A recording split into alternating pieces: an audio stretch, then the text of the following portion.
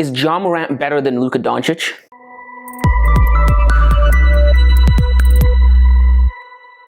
Hey guys, welcome back. My name is Emmanuel Camia. If you are new here, this is League Talk. I make basketball videos. Precisely, I make basketball videos about the NBA. I give my thoughts and opinions and commentate on whatever is going on in the NBA at any given time. So if you're into that kind of stuff, if you're into the NBA, this is the channel for you. So make sure to hit the subscribe button, leave a like, and leave your thoughts down in the comments below. And aside from that, let me jump into this video. So I was scrolling through Twitter yesterday, as one does, and I came across a post. Now the post was about Ja Morant. It said that he had been bumped up 2 points for NBA 2K, and I was intrigued by this. I wasn't surprised, but I was a little bit intrigued. The reason I wasn't surprised was because, well, the Grizzlies are just coming off of this 11-game win streak. They ironically lost to the Dallas Mavericks, and I say ironically because, well, the title. And I wanted to make a video about Ja Morant, so I thought, okay, why don't I compare him to one of his contemporaries, someone that's close to him in terms of capabilities and talent, since he's been going up and up and up and up. So I thought, okay, Luka Doncic. In my opinion, Luka Doncic is very close with Ja Morant. In fact, Luka Doncic, Ja Morant, Trae Young, and Zion Williamson are, in my eyes, about the same in terms of talent, capability, stardom, and just how much fun they are to watch. But I always thought that Luka was just a cut above all of them. I always thought that Luka was always, a little bit just ahead of the pack out of those guys, but it wasn't that big of a gap between them. It wasn't a chasm, because in my opinion, in any given season, any given 30-game stretch, that list could change, right? I always thought it went Luka, Ja, Trae Young, Zion Williamson, and Zion Williamson only dropped to the last one because of, well, his health. He hasn't played in God knows how long, and he just keeps putting on weight and weight and weight, and that's why he's fallen to the bottom of the totem pole when it comes to this list. But when he comes back, who knows what he can do. But let me say this, recently I think that opinion might have changed, that list order might have changed. Now, out of these two that I'm comparing, Ja Morant and Luka Doncic, Ja Morant was the late bloomer. Luka Doncic, coming right out of the gate, was a prodigy. In the draft, he garnered comparisons to the likes of Magic Johnson and LeBron James, two guys you obviously want to be compared to, and you can definitely see why he was compared to these guys. Just his basketball IQ, especially for how young he was, and I'll get to why he was so good, mentally at that age, when he was coming out of the draft later on. But the reason he's compared to LeBron is his game is very similar to LeBron in the sense of how he's a pass-first kind of guy. Even though he can get you a volume load of points, he is a very, very good passer. And obviously, LeBron takes after that. LeBron is more like Magic Johnson than he is Michael Jordan, and so if LeBron had a child that was in the NBA, it would literally be Luka Doncic. And so he garnered comparisons to these guys, and he's at his height, 6'5", the ability to pass, his basketball IQ for the age that he was at, made him a prodigy. And he was very skilled. Luka, before he was drafted, played professional basketball. In Europe, in a EuroLeague, Luka had been playing professional basketball for Real Madrid at the ripe young age of 16. This is why I said his basketball IQ was through the roof, and his game was just polished, disciplined, and very refined. He was a complete kind of package player when he was coming into the league compared to his contemporaries.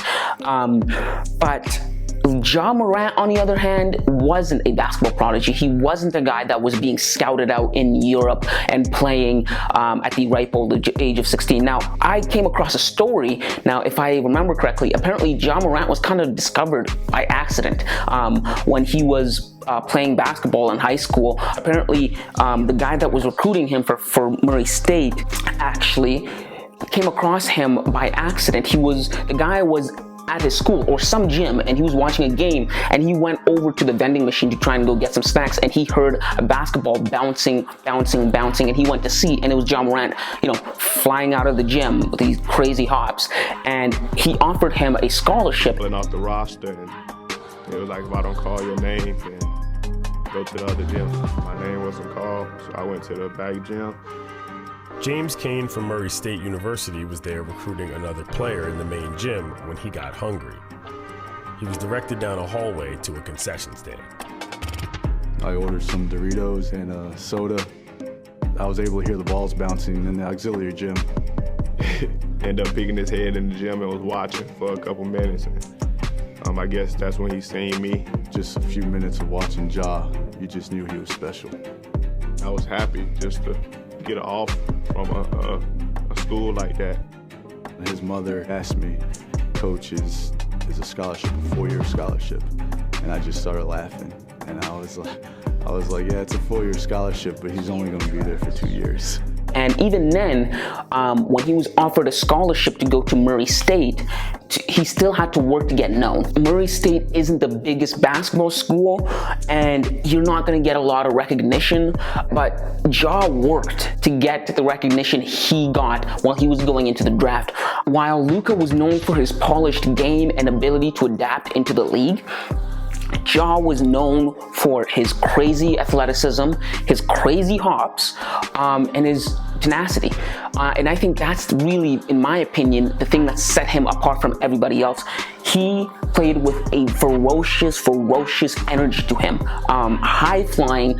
He played like young Russell Westbrook and young Derrick Rose. It's like someone just took a battery and shoved it into his back, and he was like that Energizer bunny. He could go on and on and on, and he was playing at 100 miles an hour. He's talking trash to any and everybody on the opposing team, and he was just feisty, ferocious, and he led actually that small school, Murray State, to a berth in the March Madness, even though they didn't win it. For a school that isn't widely recognized for, athletics, that's pretty honorable. In fact, I think his number is retired there at Murray State. But that goes to show you he had to really work to get that notoriety, to be able to be taken second overall in the 2019 NBA draft. But fast forward to 2022, and who's the better player? Now, 2022 is Luka's 4th year in the league, and 2022 is Ja's 3rd year in the league. So they're about similar in terms of experience with professional basketball, although Luka does have the edge on him because he's been playing against grown men since he was 16 years old out in Europe. You can absorb a lot from people who are older than you and people who know more about the game than you when you're younger. If you wonder why LaMelo was able to pick up NBA basketball right off the bat, it's because he had some sort of experience in Lithuania and in Australia. It just kind of forces you to kind of grow up a little bit more in terms of basketball IQ. Luka kind of has that edge on Ja Morant, but in my opinion, I kind of have to give the edge to Ja Morant as of right now. Even though the stats are very similar for both of them, Luka this year has been playing better in terms of stats. He's been averaging 24.7 points per game, 8.3 rebounds per game, and 8.8 assists per game. So he's been good in terms of like last year, not a huge jump at all. It's just like kind of like a stable jump. But Ja, on the other hand, has actually had that, vertical diagonal growth. Ja, year in, year out, has been getting better and better and better and better and better. And his numbers say that too. Points per game has been going up and up and up every single year ever since he came into the league, which shows me that he's getting better. He's improving. Not only is he like Russell Westbrook in terms of, his tenacity and his energy, he's actually able to get better. Like I said, that's something Westbrook can't do. Like Westbrook is just the same player. And I use Westbrook because Westbrook and Ja Morant are very similar. Like if Westbrook had a child like LeBron had a child and it was Luka, if Westbrook or young Derrick Rose had a child in the NBA, Ja Morant. That's it, right? His first year, he averaged 17.8 points per game. His second year, he averaged 19.1 points per game. And then this year, he made a significant jump of nearly 6 points. He jumped to 24.5 points per game, almost 6 points differential. And I think that will be good enough to net him that coveted most improved player, and I think he deserves it. And his 3-point percentage has also been going up and up and up. He's been shooting better, and I think as he gets older and he gets his leg under him, he's able to stroke it better. Pause. But it's kind of like the same thing with Lonzo Ball, where Lonzo came into the league and he just couldn't shoot, threes to save his life. He literally could not hit the ocean with a pebble, but he got better. And the Lonzo we see now is different from the Lonzo we saw when he first came into the league. And it's the same thing with Ja Morant, and I'm very proud of him because oftentimes these super highly athletic types like Russell Westbrook and Derrick Rose do not develop their other skills like shooting, especially shooting, because they're so reliant on their athleticism. They're able to just blow by somebody or just get to the rim because they can just jump that high. But that's not the case with Ja Morant. He's been actually working on that, and it's been showing in his stats, and it's been showing in his play. And the Memphis Grizzlies are definitely reaping the benefits of that, as they just came off of an 11-game winning streak.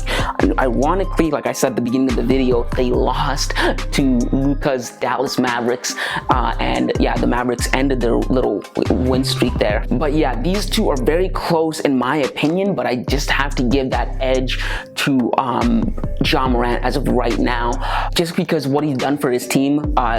He's led his team on an 11-game winning streak to the 3rd spot in a Western Conference, a conference that is excruciatingly hard. Like, it's very, very hard. I mean, like, ask LeBron how that's going for him. But yeah, so I'm gonna give him the edge for that, and I think this year he will be a first-time All-Star starter too. So again, like I was saying, that most improved player, All-Star. Never being an All-Star before to starting All-Star. That's a huge jump, so I like that. And also, one thing that turns me off from Luka is the fact that he kind of seems like he's been letting go of himself recently. Kind of like how Zion Williamson put on weight. Luka also looked like he was putting on weight. When he first came into the season this year, he looked like he put on a few lbs and not for the good. And it was kind of like a whole joke on Twitter. And I know people were like, oh, don't make fun of his weight, oh, X, Y, and Z. But they're professional athletes. They literally get paid to be fit. They get paid to be fit so they can play at the highest level. I think this one's fair. It seems like the older Luka gets, the more he's starting to look like James Harden, a white James Harden. And I hope that's the case, because James Harden, although he may look fat, I think James Harden carries his weight pretty well. And it helps him become James Harden, the James Harden we know, in the sense that he's deceptively strong and deceptively fast, because what people mistaken for fat sometimes is actually muscle. It looks like muscle when he has a shirt off. So I hope Luka takes that route in terms of his body, but again, I can't say one or the other because they don't have the same genetics. But this is something that does concern me, because we've seen this impact players' NBA careers before, particularly Zion Williamson, a special case right now, right before our eyes that we're seeing.